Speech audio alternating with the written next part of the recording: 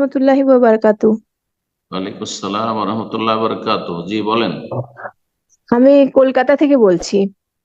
মাশাআল্লাহ, বলেন। কলকাতা কোন ডিস্ট্রিক্টে? কলকাতা ডিস্ট্রিক্ট না 24 পরগনা? ওয়েস্ট বেঙ্গল, ওয়েস্ট বেঙ্গল, আচ্ছা, হ্যাঁ, ওয়েস্ট বেঙ্গল তো পশ্চিমবাংলা। আপনার district, জি।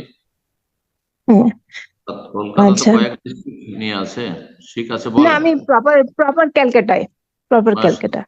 মাশাআল্লাহ, মাশাআল্লাহ, বলেন। আচ্ছা। আচ্ছা, আমি বলছি যে মানে সালাতে মহিলাদের পা কি সম্পূর্ণ ঢেকে রাখতে হবে?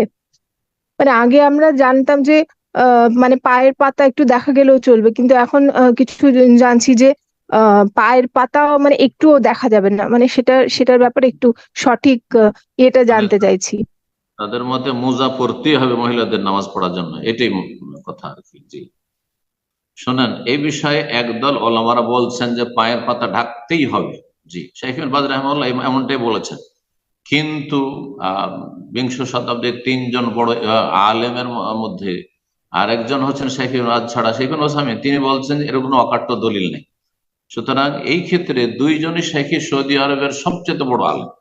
জি, বরং সারা বিশ্বের তিনজন আলেমের তৃতীয় হচ্ছেন আলবানী, আর দ্বিতীয় হচ্ছেন আপনার শাইখ ইবনে বাজ, আর তারপরে ইবনে উসাইমিন।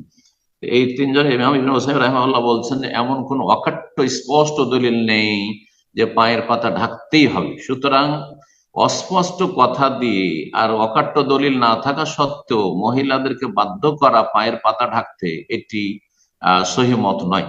আর এই মতটিকে আমি প্রাধান্য দিয়ে থাকি, আমার যতটুকু কোরআন হাদিসের বুঝ আছে, যে পায়ের পাতা ঢাকা আবশ্যক নয়, তবে পায়ের ওপর ভাগ ঢাকা আবশ্যক। ওপর ভাগ অবশ্যই ঢাকতে হবে, মানে এত নামিয়ে দিতে হবে যে টাকনার নিচে এমনকি জমিন পর্যন্ত যাতে আপনার কাপড় ঢেকে থাকে। এমন না যে টাকনার উপরে কাপড় উঠে গেল, এমনটা নয়। পুরুষদের টাকনার উপরে রাখতে হবে, কিন্তু মহিলারা সালাত আদায় করতে গিয়ে টাকনার উপরে যাতে করে কাপড় না উঠে যায়। এজা কানা দের ও সাবেগান, হাদিস রয়েছে, যদি আপনার সালোয়ার, পাজামা বা শরীরের নিম্নভাগে যে কাপড় রয়েছে আপনার ম্যাক্সি, সেটা যদি লম্বা হয়, হ্যাঁ, আর তাতে যোগাত্তি জহুরা কাদমাইহিমা, যদি পায়ের ওপর ভাগ ঢেকে ফেলে, তাহলে কোনো অসুবিধা নেই।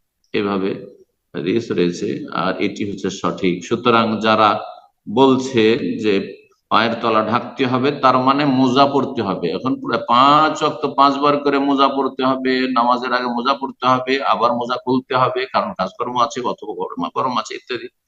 এটা বড় জটিলতা।